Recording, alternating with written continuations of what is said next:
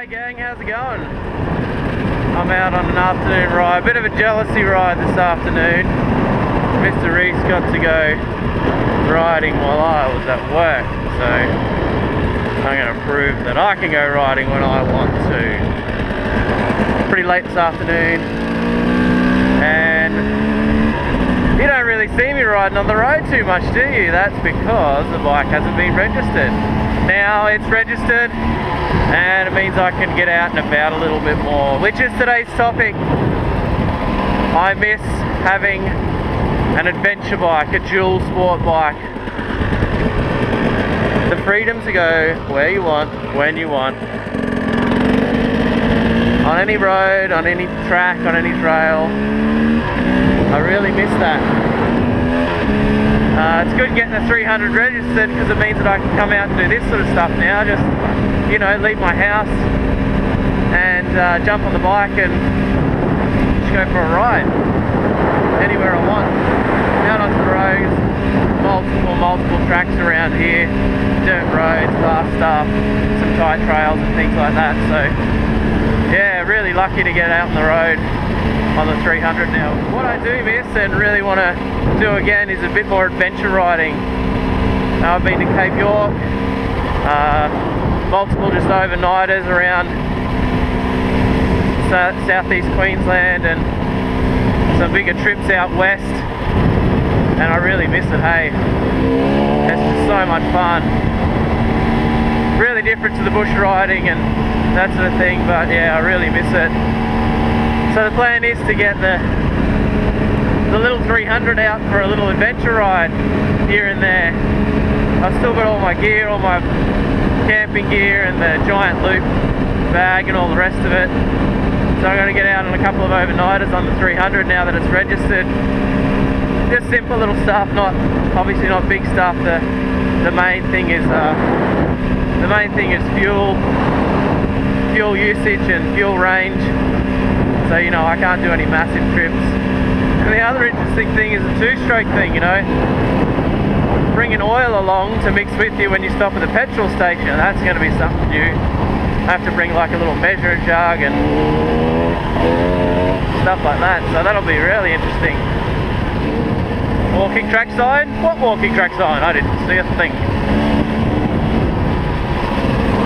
I want to come to this spot where from the highway every day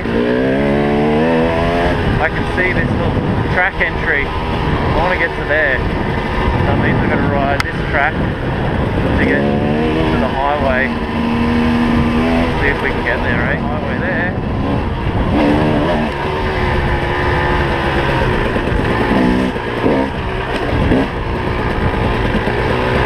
There we go, this is it. The track. Every day.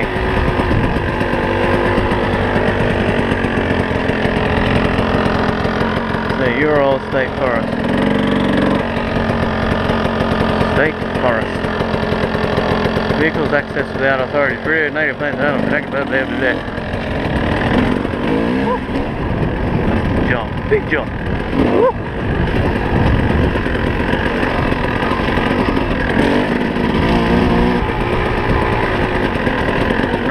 Whoa! You whip it good.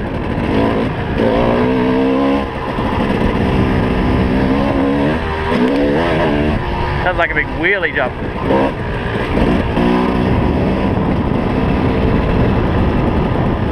Oh, rocky. There's a steering dampener when you need it. Whoop. Oh, hey, look at this. It's real rocky. Really rocky.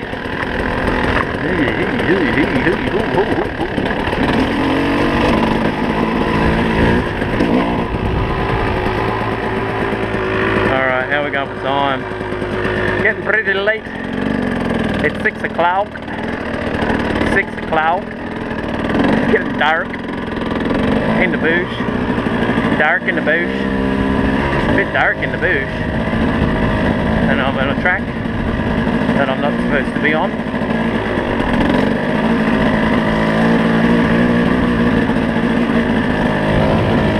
Next door farm. The farmer's probably going to shoot me.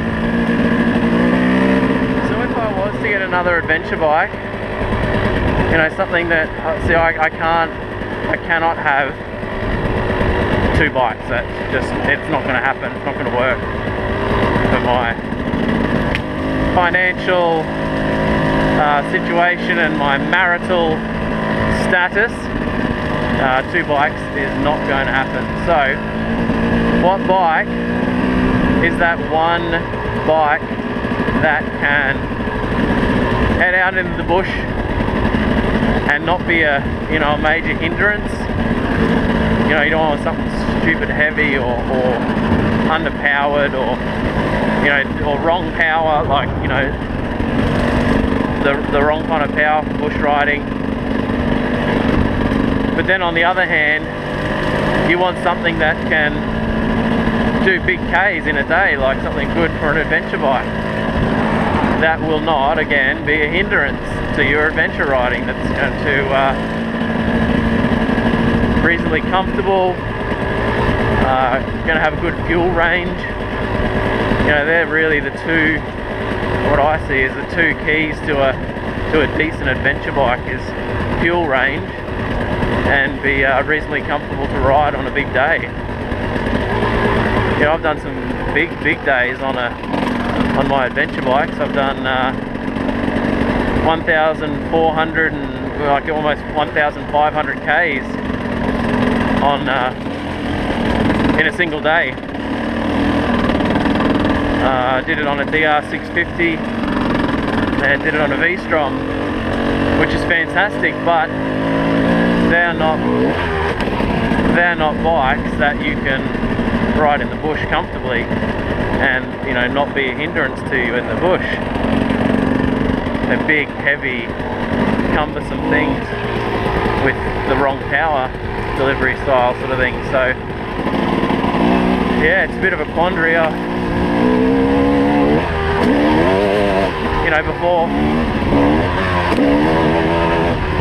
the 300, this bike, I had the WR250R, and you know, that bike was brilliant. It did everything.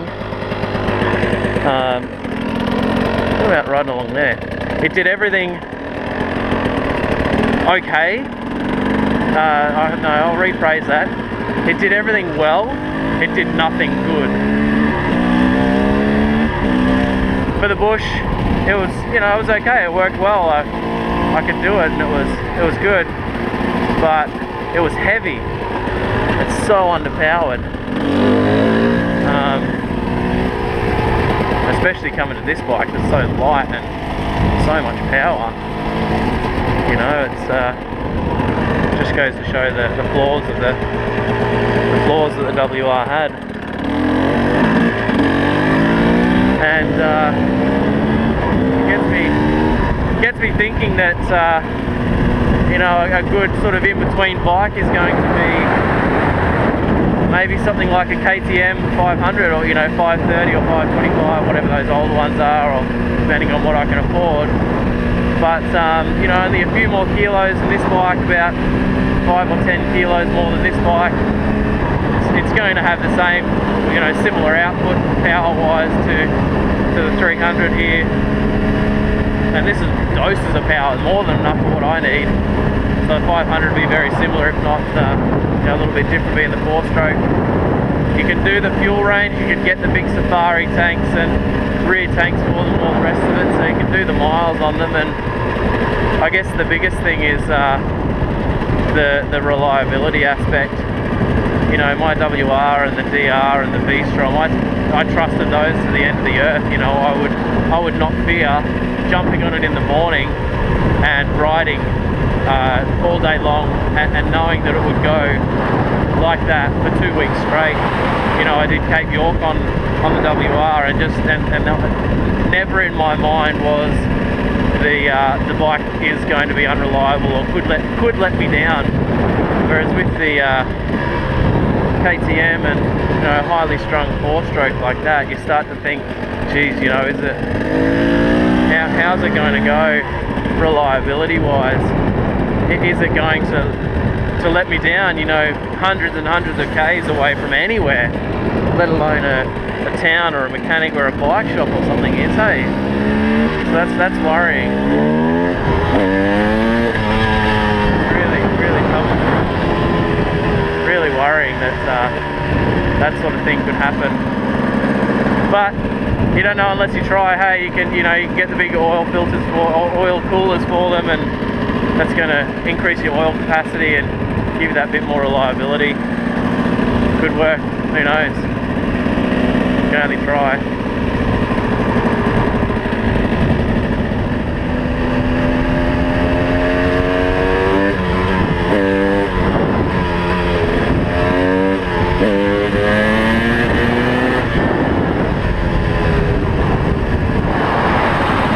It's burning off or bushfire out here, I don't know. People getting back down late from the mountain time, I guess.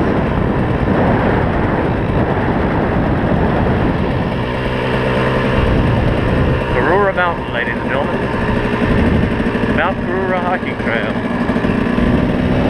My best time of Aurora Mountain is 29 minutes from that base to the top and back down to the base again.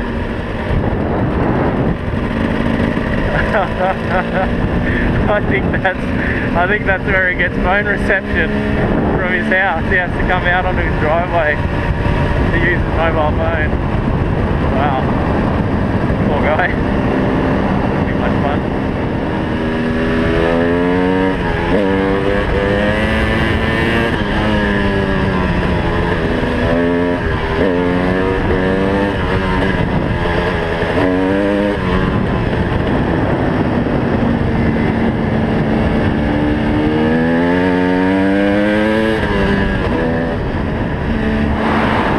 We're doing a loop around the mountain, around Aurora Mountain. It's off to our left and it's going to stay to our left all the way around.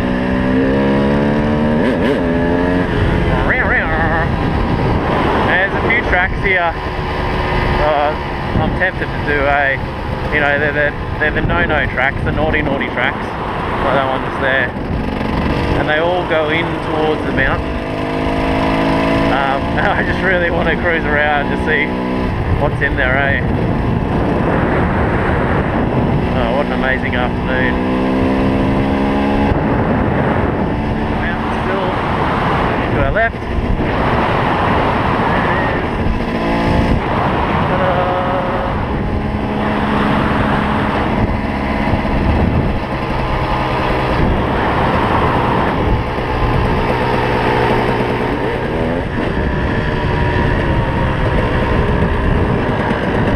So that's it, that's our little ride for today, little moto vlog for today.